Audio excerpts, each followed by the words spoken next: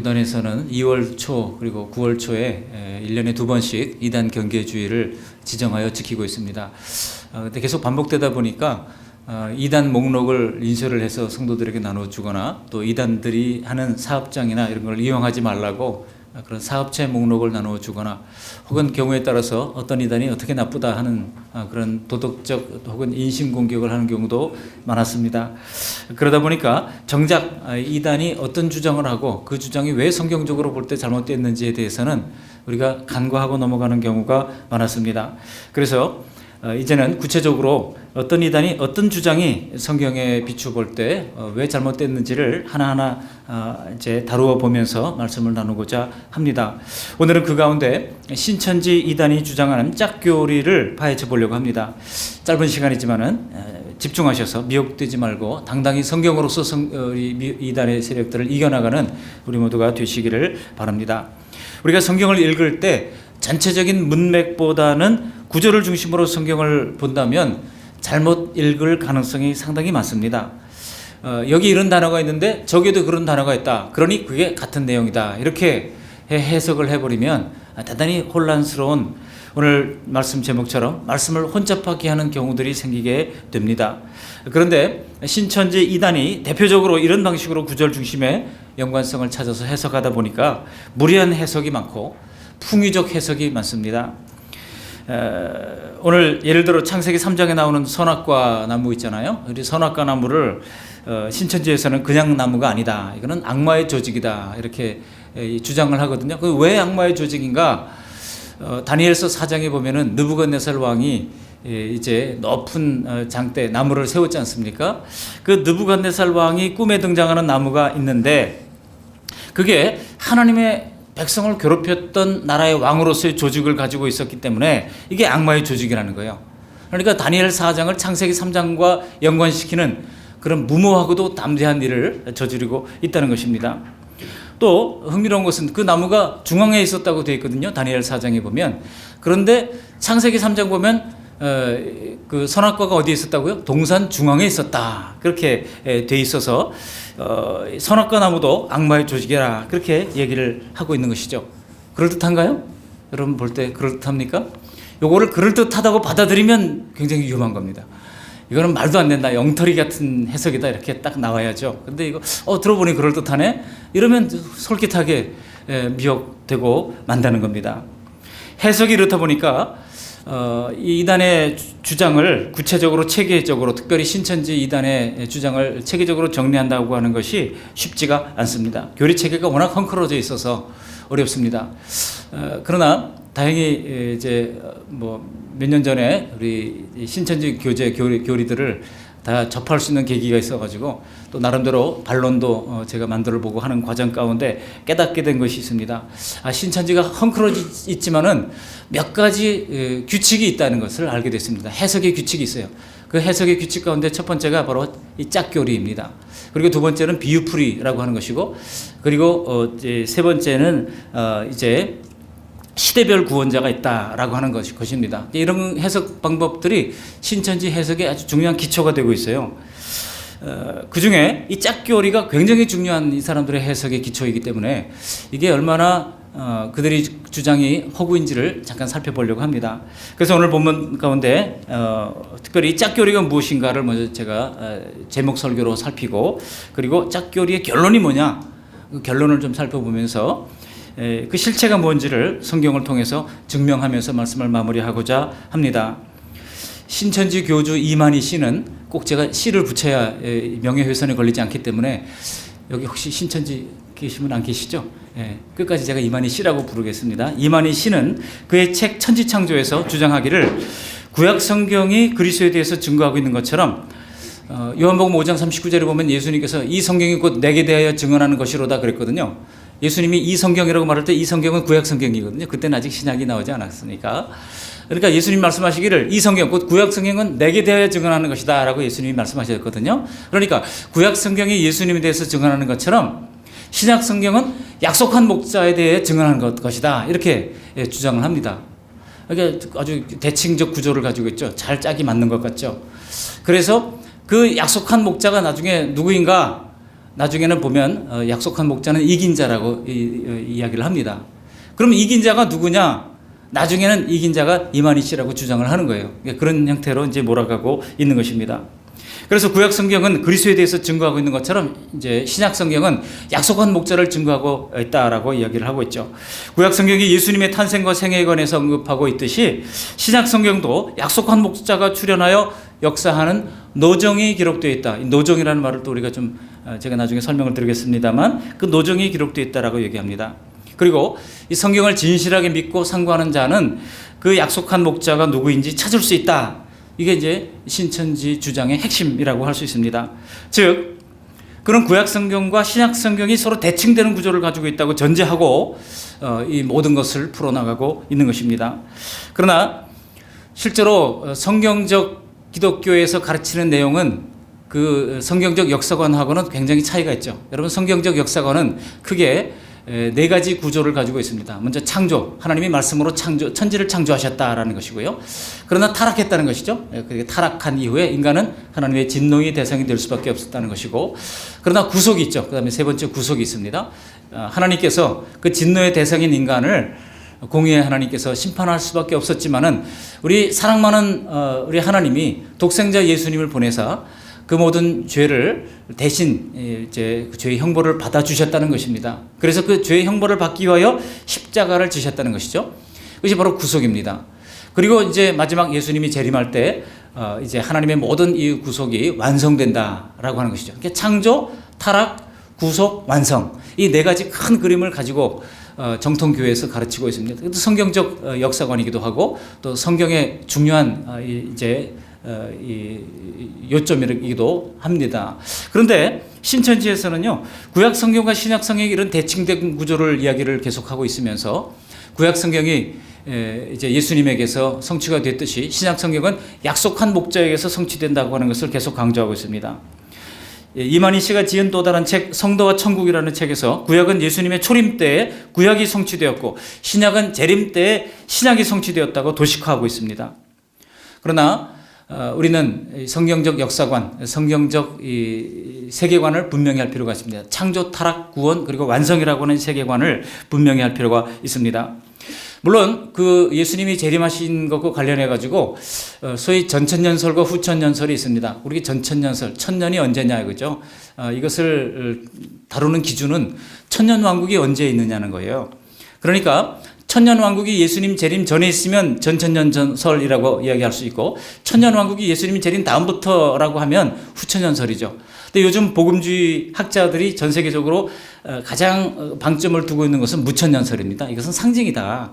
이거를 숫자적으로 천년을 자꾸 하려다 보면 무리한 해석이 나오니까 그거 우리가 그렇게 성경도 우리가 분명히 알려주지 않은 것을 인위적으로 사람 생각으로 자꾸 그렇게 만들지 말자 해서 무천년설이 요즘 더 힘을 얻고 있습니다. 근데 전천년설도 여러 가지 종류가 있어요.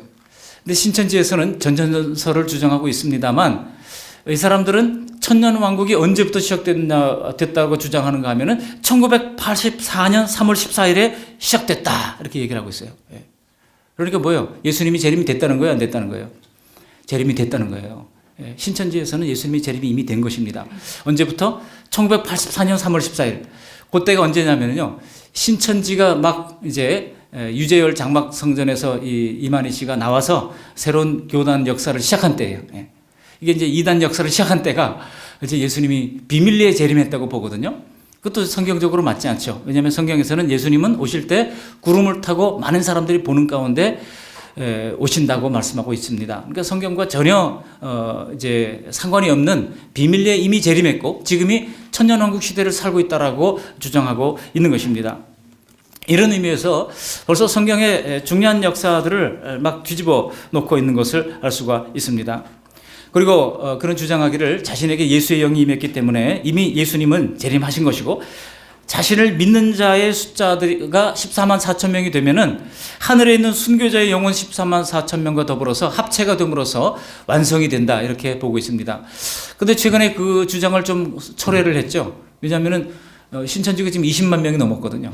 14만 4천 명 되기 전에는 계속 그거를 강조하다가 이제는 이제 같은 신천지 사람이라 할지라도 그 안에서 이제 구분해 볼 필요가 있다. 진짜 신천지인지 아닌지를 구분해야 된다라고 이제 이 주장을 하고 있어요. 그렇게 역사의 종말도 이루어지지 않고 있는 것에 대해서 우리가 생각할 때 주님이 재림하시면 마태복음 24장에 보시면 역사의 종말이 되잖아요. 그죠?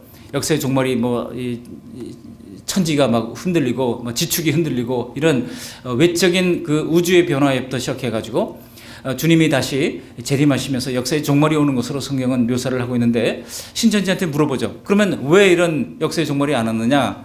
그러면 이분들이 주장하기를 구약시대가 마무리될 때 역사의 종말이 오지 않고 계속 사람들은 싸우고 전쟁도 하고 죽기도 하고 했던 것처럼 지금도 마찬가지다. 이런 주장을 하고 있습니다. 그러니까 한마디로 굉장히 성경을 혼잡하게 하고 있다고 이야기할 수가 있습니다. 오늘 본문에 말씀을 혼잡하게 하는 이단에 대해서 지금 사도 바울이 고린도 교회에 두 번째 보내는 편지를 통해서 이야기를 하고 있는데요. 여기 혼잡하게 하다고 하는 단어가 원어 성경에 보면 카펠류온테스라고 하는 단어입니다. 그게 원형이 카펠루스라고 하는 단어인데요. 그 카펠루스라고 하는 단어가 원래는 포도주에 물을 섞는 것을 뜻하는 말이었어요. 포도주에 물을 섞는 게 카펠루스예요. 그러니까 무슨 말이냐면은 포도주를 이스라엘 사람들은 포도주가 음료수처럼 먹었는데 거기다 물을 섞어가지고 그걸 이제 이익을 더 많이 내는 그런 오늘날 말하면 부당 거래 행위가 있었다는 것이죠. 근데 이 카펠루스라고 하는 단어가 나중에 이제 그리스에서는 어떻게 사용되냐면요, 소피스트들이 궤변론자들이죠. 이 소피스트들이 이런 얘기 저런 얘기 막 끌어가지고 사람들한테 강의를 하면서 돈을 받고 있는 그런 거짓 선생들을 가리키는 단어로 사용되기도 했던 단어입니다. 그러니까 자꾸 뭔가 섞는 거예요. 원액에다가 자꾸 뭘 섞는 거예요. 하나님의 말씀의 원액에다가 자꾸 자기 생각에 물을 섞고 또 다른 어떤 세속적인 생각을 섞고 해가지고 자꾸 섞는 것이죠. 이렇게 본다면 신천지 이단은 정말 그들이야말로 이 카펠루스가 아닌가 이런 생각을 하게 됩니다.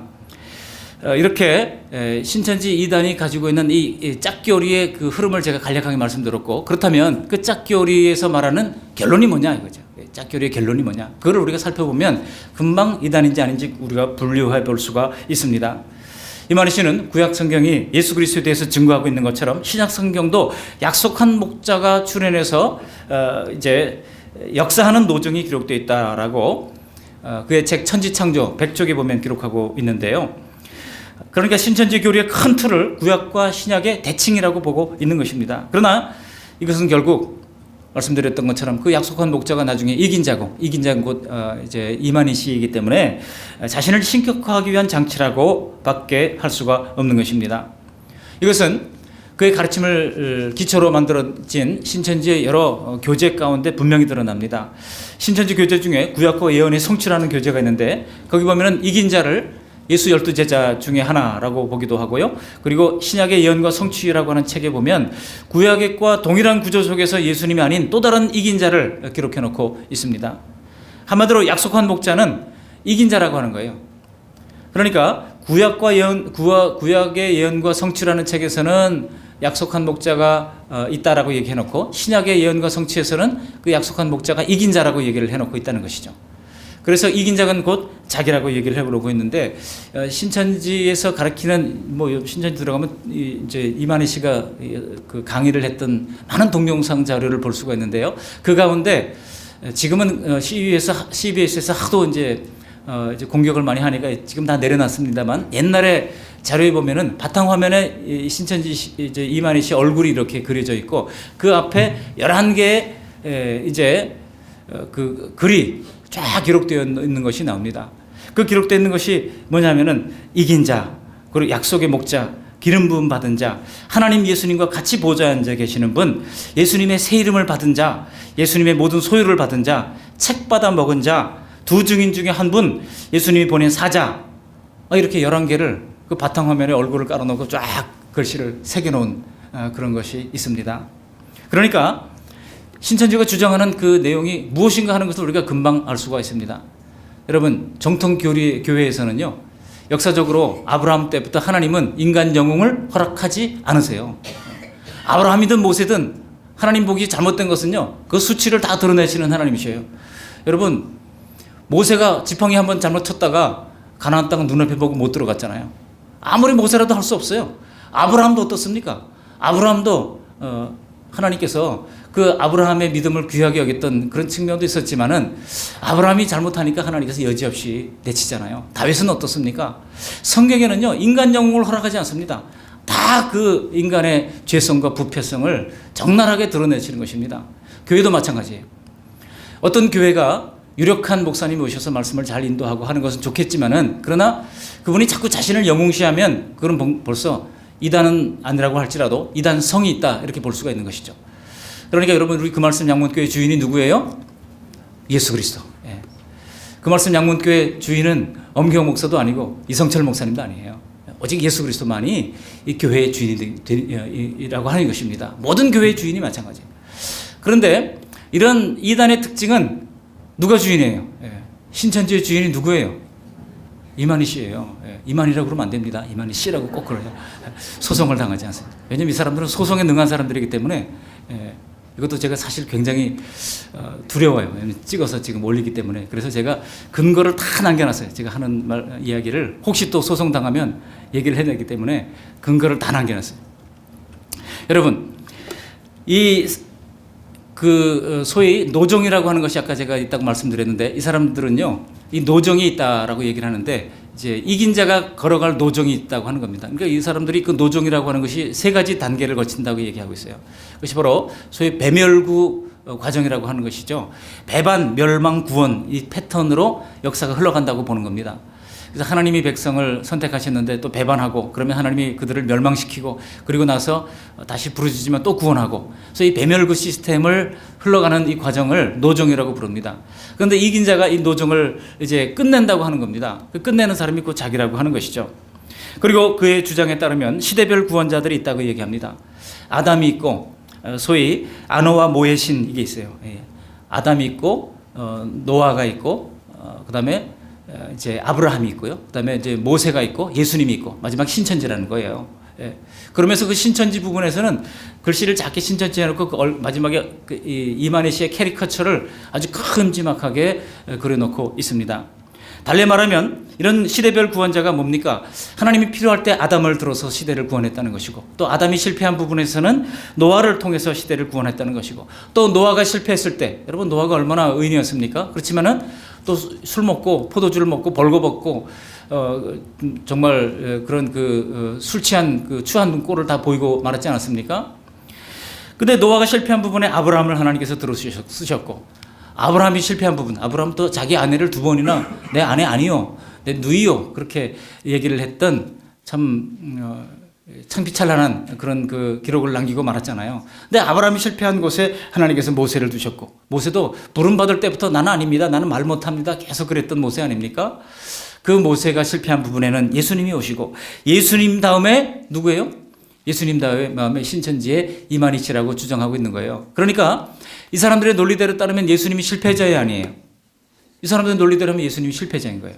예수님이 실패한 곳에 이제 마지막 이긴 자가 와서 이제 그 배멸구로 이어지는 노정을 끝낸다라고 보는 것이 이 사람들의 교리라고 하는 것입니다.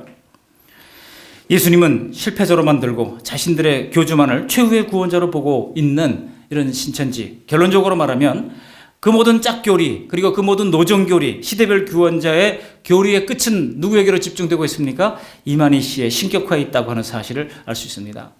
하나님은 결코 구약시대이든 신약시대이든 교회에 인간 영웅을 허락하지 않는다. 이걸 머릿속에 늘 기억하시기 바랍니다. 만일 내가 섬기는 교회가 자꾸 어떤 유력한 장로님, 유력한 목사님, 어떤 유력한 어떤 성도, 여기를 자꾸 높여려고 한다 그러면 이건 제동을 거셔야 됩니다. 그거 아니지 않습니까? 라고 이야기를 해야 돼요. 교회의 주인은 예수 그리스도십니다.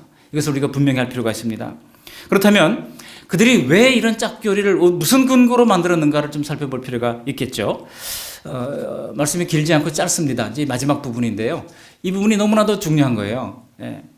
여러분, 이 사람들이 왜 짝교리를 가지고 많은 사람들을 미혹하게 했는가? 첫 번째로는요, 우리 기성교회 목사님들이 짝교리를 사실 많이 외쳤어요. 그래서 구약시대 또 신약시대 이게 짝이 있다라고 하는 것을 뭐 저도 옛날에 가르쳤던 적이 있었고, 많은 목회자들이 그것을 가르쳤습니다. 그러니까 이 사람들이 짝교리 얘기하니까 맞아, 짝짝 맞아 이렇게 목사님들 막 얘기를 해줬거든요. 그거 맞다고 얘기해줬거든요. 그래서 이 짝교리에 미혹될 만한 토양이 충분히 이미 한국교회에 형성되어 있었다는 것입니다. 그렇지 않습니까? 구약의 말씀은 신약에 이미 나와 있는 것이고 구약의 예언이 신약에 성취된 것이 우리가 수백 가지가 있는 것을 이미 성경을 통해서 알 수가 있지 않습니까? 그래서 성경이 짝이 있구나. 근데 중요한 것은 무엇일까요? 중요한 것은 말씀에 짝이 있는 것은 분명하지만 그러나 이 말씀의 그 배경을 우리가 도외시한 채 말씀의 배경을 도외시한 채 짝이 있다고 막 갖다 붙이면은 견강부회가 되는 것이죠. 독보수처럼 이런 짝교리가 잘못된 짝교리가 자랄 수 있는 토양이 조성된 위에 이 사람들이 짝교리를 주장하니까 많은 기성교회 성도들이 그냥 따라가고 말았다고 하는 것입니다. 예를 들어 이런 것입니다. 가장 중요한 성경 구절 가운데 하나가 이사야 34장 16절 말씀인데요. 거기 이사야 34장 16절 말씀 한번 좀 띄워보시죠. 이게 개역 한글인가요? 개역 한글. 네. 신천지 이단은 개역 한글만, 개역 성경만을 쓰고 있습니다. 개역 개정만 하더라도 이게 자신들이 주장이 헝클어지기 때문에 다른 성경 쓰지 않고 오직 개역 성경만을 쓰고 있습니다. 그런데 여러분 아시는 것처럼 개역 성경은 원어 성경으로부터 직접 번역한 성경이 아니에요. 그래서 어떤 것은 요한복음 같은 경우는 이제 일본에서 번역한 것을 또 재번역한 것이고 어떤 경우는 중국에서 번역한 것을 또 재번역한 것도 있고요. 일부는 또 우리 한국 사람들이 또 번역한 것도 있고 그래가지고 개역 성경 이거 개정해야 된다라고 하는 논리는 벌써 수십 년 전부터 있어 왔던 것입니다. 그런데 성경을 여러분 시대에 따라서 사람들이 모르면 사람들이 알 수 있는 언어로 성경은 계속해서 번역되어져야 하는 것이 맞습니다. 어린이들이 모르면 어린이들이 이해하기 쉬운 말로 번역하고 또 이제 이 시대가 과거의 말 이런 것들 잘 모르면 그런 것들 좀 빼놓고 이 시대 사람들이 알아들을 수 있는 말로 번역하는 것이 필요하죠. 그러니까 다양한 성경을 좀 볼 필요가 있는데 이 사람들은 오직 개역 성경만을 보는 거예요. 거기 개역 성경을 보시면 말씀에 짝이 있다 이렇게 볼 수가 있습니다. 보세요. 너희는 여호와의 책을 자세히 읽어보라. 그것들이 하나도 빠진 것이 없고 하나도 그 짝이 없는 것이 없고 여호와의 말씀이 짝이 없는 것이 없고 이렇게 볼 수밖에 없는 것입니다. 이것만 놓고 보면 그렇다는 거예요. 그래서 짝교리가 참 맞구나 이렇게 생각하기가 대단히 쉽다라고 하는 것입니다. 여기에 대해서 요 구절에 대해서 이만희 씨가 이제 해설을 해놓은 부분이 나옵니다. 그의 책 성도와 천국 25쪽 26쪽에 보시면 이렇게 되어 있습니다. 이처럼 성경은 대부분이 비유와 상징으로 기록되었다. 물론 천국의 비밀도 비유를 베풀어 기록하였으면 두말할 나위가 없다. 그리고 비유하신 말씀에는 반드시 그 실체가 있다. 예를 들어 재림은 아담, 노아, 모세, 초림 예수님 때의 인명과 지명을 빙자하여 비유를 베풀어 기록하였으므로 신약과 구약의 그 짝이 있고 따라서 예언이 육신이 된 실체가 분명히 존재한다는 사실을 알 수 있다. 그래서 예수님께서는 때가 이르면 진리의 성령이 와서 밝히 증거하신다고 말씀하신 것이다 하면서 요한복음 16장 말씀을 또 이제 거기다가 적어놓고 있는 것입니다. 즉 이만희 씨는 이처럼 짝의 이미지를 사용해서 성경의 비유와 실제로 이것을 풀어가야 된다라고 이야기를 하고 있는 것입니다. 그리고 때가 이르면 진리의 성령이 와서 밝히 증거한다고 하면서 자신에게로 이끌어가는 것이죠. 그런 다음에 성령이 증거하고 있는 보혜사가 바로 자신이라고 주장을 하고 있는 것입니다. 초기에 그의 책 가운데는요, 책을 써놓고 저자를 보혜사 이만희죠 이렇게 했다가 요즘은 그 책을 전부 다 없애버렸어요. 왜냐하면 이게 이제 자기 신격화가 분명히 드러나니까 이제 시비에 있어서 공격하니까 그거 다 빼버려서 없애버렸어요. 지금은 그런 거를 찾을 수는 없습니다만 과거에는요 찬송가에도 그런 것이 있었고 또 이런 책에도 보혜사 이만희죠 이런 식으로 적어놓던 것들이 있습니다. 얼마나 참남한 그런 사칭이라고 할 수밖에 없는 것이죠. 그러면 그들이 신탄이라고 하는 신천지 초기 책이 있는데 그 책에 보면 뭐라고 얘기하고 있는 거 하니 이사야 34장 16절에 대해서 해설을 하기를 성경은 하나님의 입이 명하셨고 그의 신이 모으신 것이므로 본질적으로 일반 학문과 성격이 전혀 다르다. 영적 세계를 소개하는 하나님의 메시지이다 라고 정의를 하고 있습니다. 또한 성경은 봉함된 글이다라고 하는 제목 아래 성경은 영생에 이르는 천국의 비밀이 암호로 기록된 책이다. 그러므로 하나님이 친히 기록하신 성경의 모든 말씀은 반드시 정하신 날에 한 인물이 오셔서 그 인을 떼고 해명하신다. 이렇게 돼 있어요. 그러면서 그 인물이 누구라고 나중에 얘기하고 있는 거 아니 바로 자신이라고 이제 주장하고 있는 것입니다. 신탄은 지금 자신 더 이상 교리책으로 받아들이지 않는다라고 지금 신천지에서는 주장을 하고 있거든요. 그런데 지금도 여전히 교리책으로 쓰고 있는 천지창조라는 책이 있는데 그 책에 보면은요 신탄의 내용과 거의 동일한 내용이 그대로 들어있는 것을 알 수가 있습니다. 사실 그들이 덧붙인 내용은 정통교회에서 가르치는 그런 내용과 유사한데요. 이 신탄과 달리 이 천지창조에서는 또 하나 덧붙인 것이 있는데 뭐냐면은 우리가 성경을 읽을 때 깨닫지 못하는 부분은 성령께서 깨닫도록 우리가 기도를 해야 된다. 그 내용이 덧붙여져 있어요. 이건 우리 정통교회에서도 뭐 깨달음이 없을 때 하나님 앞에 간절히 성경을 읽을 때 우리가 겸손하게 읽어야 되고 성경을 깨닫게 해주시도록 주님께 기도를 하면서 읽어야 된다. 교회에서도 그렇게 가르치잖아요. 그러니까 똑같네 라고 하면서 사람들이 의심하지 않고 거기서 성경 공부를 계속하게 된다는 겁니다. 그런데 사실은 그럴듯한 내용과 덧붙여가지고 물타기를 하고 있는 것이라고 할 수 있습니다. 정통교회에서 가르치는 내용을 유사하게 만들어서 성경은 하나님의 말씀이기 때문에 잘 모를 때는 기도해야 된다라고 하는 기존 교회 가르침을 그대로 삽입해서 자기 주장을 위장하고 있는 것이라 할 수가 있는 것입니다. 천지창조 25쪽에 보면 이렇게 돼 있어요. 일곱인으로 봉한 하나님의 책 요한계시록 5장은 계시될 때까지는 그 누구도 그 내용과 실체를 알 수 없다. 하나님께서 봉해놓고 열어주시지 않는데 그 책을 어느 누가 펼칠 수 있으랴. 그러므로 봉한 책이 열리기 전에는 누구나 사람의 계명으로 가르치고 배울 수밖에 없다. 그러나 봉할 때가 있으면 헐 때도 있는 법, 열 때도 있는 법, 하나님께서 때가 되면 반드시 묵시의 말씀을 열어서 우리에게 보여주신다. 요약하자면 이렇습니다. 이만희 씨는 구약 성경이 예수 그리스도에 대하여 증거하고 있는 것처럼 신약 성경도 약속한 목자를 알리고 있다라고 하면서 성경이 짝을 이루고 있다고 하는 주장을 하고 있는데 봉한 책이기 때문에 오직 성취할 때가 되면 이 약속한 목자를 통해서 그것을 풀어주신다고 이야기를 하고 있는 것입니다. 그러면서 인용하고 있는 것이 이제 이사야 34장 16절 말씀을 인용하고 있는 것이죠. 신탄 성경론에 보면은 이렇게 되어 있습니다. 너희는 여호와의 책을 자세히 읽어보라. 이것들이 하나도 빠진 것이 없고 하나도 그 짝이 없는 것이 없으리니 이는 여호와의 입이 이를 명하셨고 그의 신이 이것들을 모으셨음이라. 그러면서 이것을 짝교리의 아주 중요한 근간으로 삼고 있다고 하는 것입니다. 한결같이 여기 이사야 34장 16절에 나오는 그 짝이 없으리니 그 짝이 없는 것이 없으리니라고 하는 말씀을 하나님의 말씀의 짝으로 놓고 있다는 것입니다. 그래서 제가 이제 과연 그런가 한번 펼쳐보도록 하겠습니다. 과연 그럴까요? 여러분 이것을 제대로 알려면 성경을 우리 좀 중요한 부분이기 때문에 찾아볼 필요가 있습니다. 한번 구약 성경 1007쪽입니다.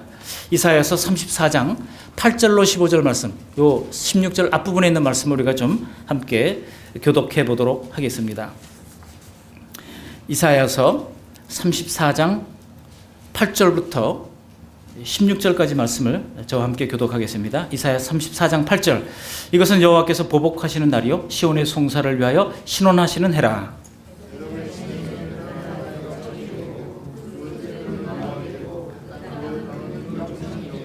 낮에나 밤에나 꺼지지 아니하고 그 연기가 끊임없이 떠오를 것이며 세세에 황무하여 그리로 지나갈 자가 영영이 없겠고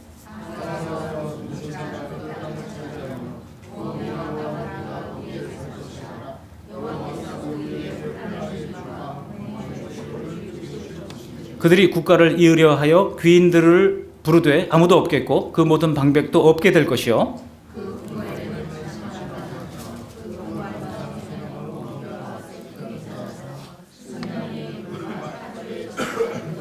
들짐승들이 이리와 만나며 순념소가 그 동류를 부르며 올빼미가 거기에 살면서 쉬는 처소로 삼으며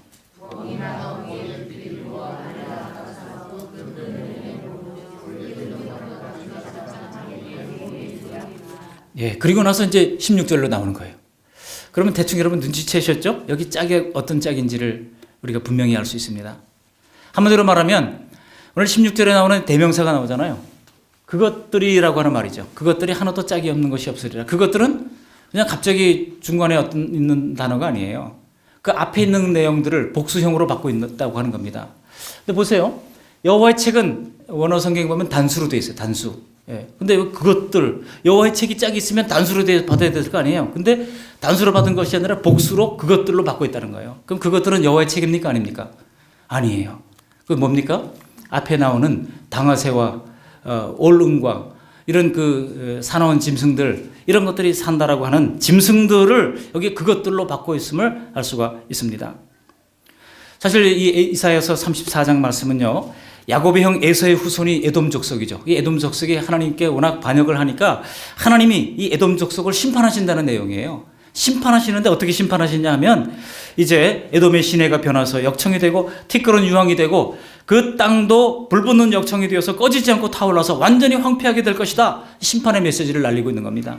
그리고 그렇게 황폐한 에돔 땅에 화려했던 궁정에 가시나무가 나고 엉겅퀴가 나고 새품이 우거, 여기 새품은 야생초를 의미하는 단어인데요. 야생초들이 우거지고 들깨와 타조들이 함께 살게 되고 들짐승들이 들끓고 율법에서 가증하게 여기는 짐승들이 바로 올빼미와 부엉이 이런 새들입니다.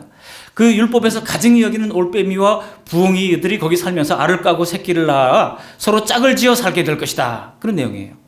그러니까 16절의 말씀은 누구의 짝이에요? 말씀의 짝입니까? 짐승의 짝입니까? 짐승의 짝이에요. 얼마나 얼토당토하는 것을 그들이 중요한 짝교리로 사용하고 있는가 하는 것을 알 수가 있습니다. 분명히 개역성경 이사야서 34장 16절 말씀만 보면 오해의 여지가 있습니다. 그러나 문맥을 보면 전혀 다르다고 하는 사실을 알 수 있습니다. 문맥만 보고도 우리는 이 짝은 짐승들의 짝이구나. 한마디로 하나님께서 이 에돔 족속에 사는 그 궁궐들을 짐승들에게 분양해 준 거예요. 너희들 여기 살아라. 영구히 살아라. 짝을 계속 새끼를 까고 알을 낳고 하면서 계속 살아라. 그렇게 했다는 거예요. 그렇게 황폐하게 될 에돔 족속의 이제 죄에 대한 심판을 하나님이 선언하시는 장면이 16절 말씀이라고 하는 거예요. 그러니까 여러분 중요한 거 아셨어요? 자꾸 짝짝 얘기하면은요, 한번 찾아보자고 이 구절을 이사야서 34장 16절을 앞부분과 연결해서 얘기해 주시면 여러분 미혹당하지 않습니다. 혹시 여러분들이 또 그런가 하고 따라갔었다면 이게 이렇게 엉터리구나 하는 것을 우리가 알 필요가 있습니다. 말씀을 정리합니다. 이사야 34장 16절에 말하고 있는 짝은 성경의 짝이 아니라 짐승의 짝을 말하는 것입니다. 그럼 구체적으로 정말 그런가? 다른 번역본을 보면 더 분명해지는데요. 표준 세번역 성경을 한번 읽어보도록 하겠습니다. 제가 읽어드리겠습니다. 화면을 한번 보세요. 보이면 같이 한번 읽어보십니다. 시작. 주의 책을 자세히 살펴보아라. 이 짐승들 가운데서 어느 것 하나 빠진 것이 없겠고 하나도 그 짝이 없는 짐승이 없을 것이다. 주께서 친히 입을 열어 그렇게 되라고 명하셨고 주의 영이 친히 그 짐승들을 모으실 것이기 때문이다. 대명사가 전부 다 짐승들이라고 아예 구체적으로 적어놨습니다. 그다음에 현대인의 성경에 보면 어떻게 되어 있을까요? 현대인의 성경입니다. 있어요? 안 적어놨어요? 그러면 공동 번역 있어요? 공동 번역 한번 떴습니까? 시작. 야훼의 기록을 찾아내어 읽어보아라. 이런 모든 짐승들이 빠짐없이 기록되어 있으리라. 그것들은 직접 야훼의 입에서 떨어진 분부를 받아 그의 입김으로 몰려온 것들이다.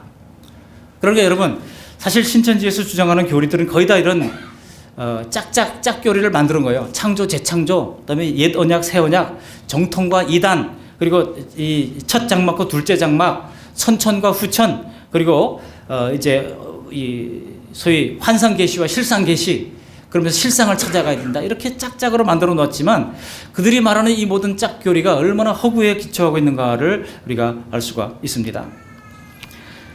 우리는 이러한 짝교리에 미혹되지 마시고 혹시 짝교리에 미혹되어 있는 사람이 있다면 성경을 펼치셔서 하나하나 가르쳐줌으로 말미암아 이런 악한 이단의 세력들로부터 자신을 지키고 견실하게 말씀에 훈련받아가는 귀한 주님의 백성들이 다 되시기를 주님의 이름으로 축원합니다. 고맙고 감사하신 하나님 아버지, 오늘 짧은 시간이지만은 이렇게 신천지의 짝교리가 얼마나 허구에 기초하고 있는가를 깨닫게 도와주신 것을 감사를 드립니다. 건물을 지어도 기초를 먼저 잘 올리고 나서 건물을 올리는 법인데 그들은 기초도 없이 마구 건물을 올리려고 하다가 무모한 해석을 하고 또 많은 사람들을 미혹하게 하고 있습니다. 그러므로 우리는 그럴듯한 교리에 미혹되지 않게 하시고 베레아 사람들이 그랬던 것처럼 과연 그러한가 말씀을 상고하게 하시고 하나님 말씀을 문맥 속에서 찾을 수 있도록 도와주셔서 하나님 성경적인 토대 위에 굳건하게 선 신앙을 세워갈 수 있도록 은총 베풀어 주시옵소서. 예수님 거룩하신 이름으로 감사하며 기도합니다. 아멘.